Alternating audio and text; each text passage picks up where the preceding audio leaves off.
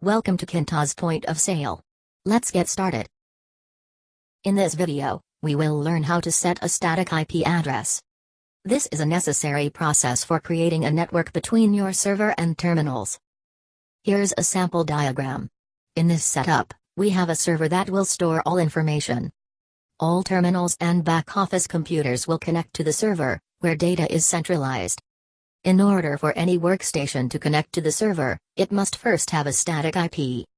Once we have a static IP set in the server, the terminals and back-office computers can connect to the software through the server, using the IP address, /Kintoz. For now, we will be using Windows 7 as our operating system. To start off, we will need the IP address of this machine. To do this, open your command prompt. You can search this using CMD. Once you have your command prompt open, type ipconfig/all.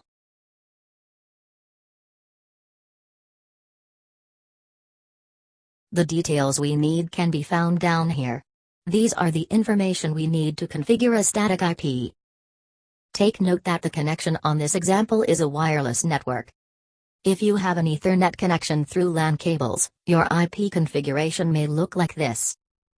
Now, there are two ways to open your network settings. Option 1, open your control panel, then click on View Network Status and Tasks. The second option, click on your network icon on the taskbar, then open Network and Sharing Center. With the Network and Sharing Center open, first thing to make sure is that you have a home network.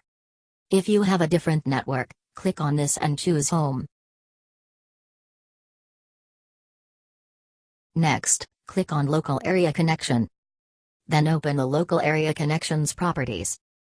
The properties windows will be displayed. Click on IP version 4, then click Properties. Here you will see that the addresses are obtained automatically by default. To set them into static, we need the details from the command prompt. First, click on Use the following address checkbox. Then enter the IP address, the subnet mask, and the default gateway. Make sure that they match. Do the same for the DNS server address. Then click OK. The IP address entered is now static. If this machine is the server, then we can now use this static IP address to connect a terminal, or a back-office workstation. From a different terminal, we can now access the software using the static IP, /Kintoz. This method is also used for connecting terminals that serve as a separate display monitor. Please note, however, that the sales order module has limited access for each terminal via Kintoz POS licensed software. With that, we conclude our static IP configuration. Thank you for watching.